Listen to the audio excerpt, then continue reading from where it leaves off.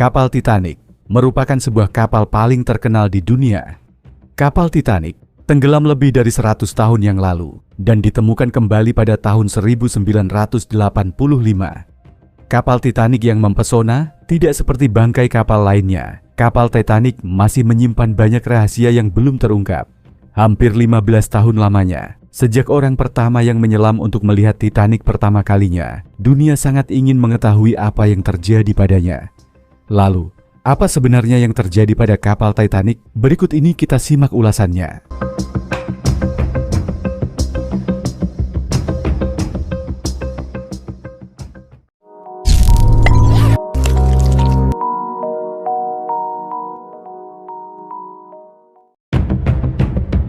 Sebuah ekspedisi baru tengah menuju lokasi bangkai kapal Titanic.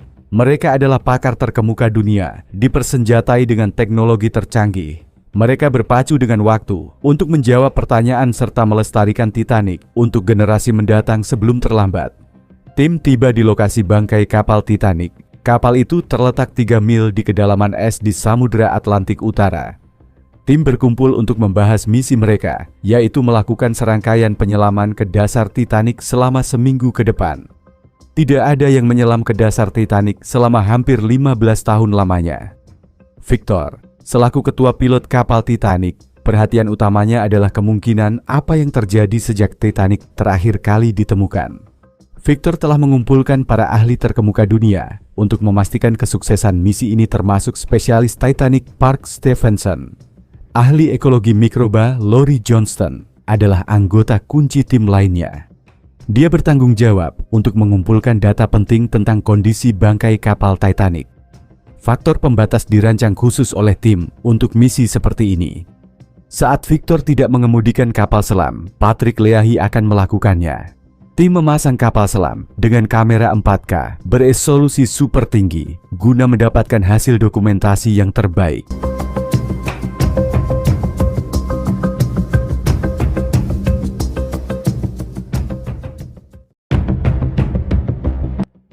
Bangkai kapal Titanic telah berada di sana selama 107 tahun, sehingga secara inheren tidak stabil dan Titanic terbaring di atas arus yang berlari hingga 2 knot sekaligus. Menyelam di sekitar bangkai Titanic tentu saja memiliki serangkaian resiko dan kekhawatiran yang unik. Yang utama adalah keterikatan di mana bangkai kapal dapat memiliki benda-benda seperti tali dan penghalang, maka hal seperti itu dapat membahayakan penyelaman. Keberhasilan penyelaman pertama sangat penting. Ini akan memungkinkan tim untuk merencanakan penyelaman tambahan. Namun jika gagal, maka ekspedisi bisa saja berakhir. Persiapan sudah selesai. Besok tim akan mencobanya untuk menyelam ke dasar kapal yang paling terkenal dalam sejarah. Penyelaman pertama akan diluncurkan dalam waktu kurang dari 1 jam. Namun, kondisi tidak terlihat bagus di hari pertama, sehingga kru harus mengamankan peralatan. Peluncuran pertama dibatalkan. Jika saja cuaca buruk tidak segera berlalu, seluruh misi akan terancam. Pagi hari berikutnya, cuaca sangat mendukung, kemudian penyelaman pun dimulai. Ini akan menjadi penyelaman solo pertama ke dasar kapal Titanic.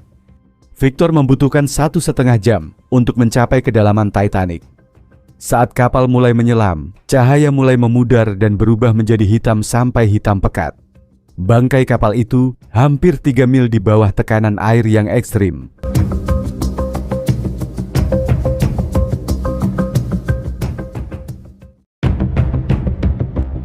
Titanic adalah kapal termewah di dunia. Ia berlayar pada 10 April 1912 dari Southampton, Inggris menuju New York melintasi Samudra Atlantik. Lebih dari 2.000 penumpang dan awak berada di dalamnya. 4 hari dalam pelayaran perdananya, pada tanggal 15 April 1912, Titanic menabrak gunung es dan tenggelam, dan sekitar 1.500 orang kehilangan nyawa. Tempat Titanic bersemayam sangatlah berbahaya. Arus yang kuat berputar di sekitar bangkai kapal, membuatnya sangat sulit bagi Victor untuk mencapai dan mendokumentasikan Titanic. Victor sampai di haluan Titanic. Kini ia memulai langkah awalnya mendokumentasikan bangkai Titanic dan mengumpulkan data untuk menilai kondisinya. Victor mengemudikan kapal selam di sepanjang bagian luar kapal. Tirai korosi terlihat menyelimuti lubang port ketika Titanic pertama kali ditemukan pada tahun 1985. Titanic dalam kondisi yang luar biasa. Namun buritan dan busurnya terpisah sejauh 600 meter setelah terputus dari kapal. Saat Victor melewati haluan menuju buritan, terlihat bukti tragedi kemanusiaan di mana-mana. Di buritan saluran kuat air mengalir deras, sehingga membahayakan keselamatan penyelaman. Setelah beberapa jam melewati kondisi berbahaya, Victor memutuskan untuk kembali ke permukaan demi keamanan misi, dan penyelaman pun selesai. Namun bagi Parkes selaku spesialis Titanic, pekerjaannya baru saja dimulai. Penyelaman pertama sukses besar, terungkap bahwa Titanic terus membusuk meskipun masih dalam kondisi utuh. Informasi baru ini memungkinkan tim untuk memulai tahap selanjutnya dari misi mereka, yaitu investigasi forensik yang lebih rinci. Parkes mempelajari rekaman itu untuk menilai keadaan Titanic dengan membandingkan rekaman yang direkam setelah Titanic pertama kali ditemukan.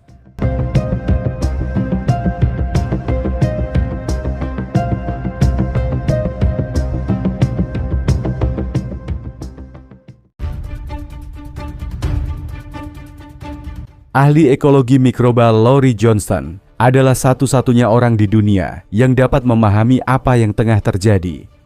Pada ekspedisi sebelumnya, Laurie menyelidiki sebuah fenomena yang hanya terlihat di beberapa bangkai kapal terdalam di dunia. Titanic penuh dengan kehidupan mikroskopis. Bakteri berkembang biak di berbagai area, di mana logam rusak seperti gesper atau patah. Disinilah rastikel pertama kali terbentuk. Istilah rastikel sendiri diciptakan ketika Titanic ditemukan, dan itu tampak terlihat seperti es berwarna karat. Mereka adalah struktur yang sangat canggih karena mereka terdiri dari organisme mikroskopis di mana saat kita meletakkan karat di bawah mikroskop, fitur di dalamnya sangat detail. Organisme ini telah beradaptasi untuk memakan logam dan kecepatan makannya terus meningkat dan tentu saja meningkatkan laju pembusukan kapal Titanic. Ini adalah penemuan yang mengkhawatirkan, namun ada satu keuntungan. Perpisahan memungkinkan tim untuk melihat ke dalam area baru bangkai Titanic. Inilah yang dilihat Victor pada penyelaman pertamanya. Membuat model yang akurat secara ilmiah ini adalah salah satu tujuan inti tim. Hal ini memungkinkan Parkes untuk melihat Titanic dari semua sudut, untuk melihat hal-hal dengan lebih detail daripada menyelam atau mempelajari rekaman video. Bahkan di awal proses ini, model tersebut memungkinkan Parkes untuk menyelidiki cerita dari Titanic dengan detail yang belum pernah terjadi sebelumnya.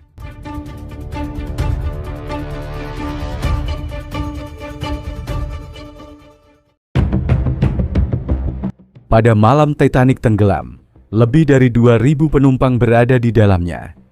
Para kru saat itu bergegas menuju Skocie untuk diturunkan ke air laut menggunakan kren kecil yang disebut David. Pada model tersebut, Parkes tertarik pada salah satu David. Letnan William Murdoch pada saat kejadian berusaha mati-matian untuk memuat Skocie terakhir ke dalam David agar dapat diluncurkan dengan baik. Fotogrametri telah memberikan bukti penting tentang posisi David, membuktikan bahwa Skocie ini tidak pernah diluncurkan.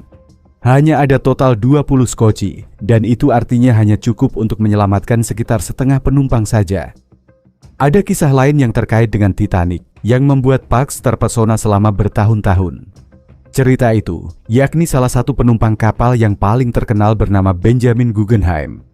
Dia salah satu pengusaha terkaya dan paling terkemuka di Amerika yang hingga kini jasadnya tidak pernah ditemukan. Seperti inilah kondisi kamar Guggenheim, kamar paling mewah di kapal Titanic pada eranya. Terletak di sisi pelabuhan di titik kehancuran, di mana kapal terbelah dua. Kamar Guggenheim robek dan jatuh ke dasar laut dan hingga kini belum ditemukan.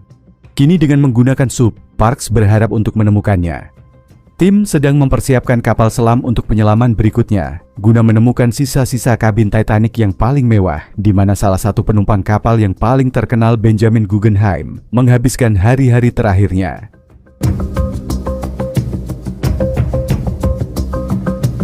Saat ekspedisi memasuki tahap terakhirnya, tim menghormati para korban Titanic. Dengan selesainya upacara, tim bersiap untuk penyelaman berikutnya. Penyelaman ini akan membantu tim memahami dan memprediksi masa depan Titanic. Setelah tiba di bangkai kapal, tim bersiap untuk melepaskan peron. Tapi pada kedalaman ini, tindakan paling sederhana sekalipun dipenuhi oleh kesulitan. Tugas selanjutnya adalah menjatuhkan platform di tempat yang aman, sedekat mungkin dengan bangkai kapal, karena Sorustikel dapat menempel.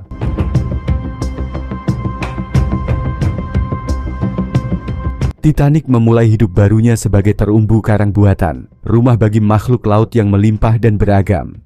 Namun seiring waktu, seiring penurunan Titanic, kapal Titanic akan menjadi tidak bisa dikenali. Ini adalah proses alami. Titanic dibangun melalui biji besi, dan bumi mengambil kembali biji besi itu dari Titanic. Ini adalah bangkai kapal yang kembali ke alam. Namun itu bukan berarti mereka telah selesai menjelajahi Titanic. Kemerosotan ini kini membuka kemungkinan-kemungkinan baru untuk mempelajari lebih lanjut tentang bangkai Titanic. Para tim ekspedisi pergi ke sana untuk melihat, mendokumentasikan, dan menilai. Hasil ekspedisi ini sangat melebihi harapan dari para tim ekspedisi.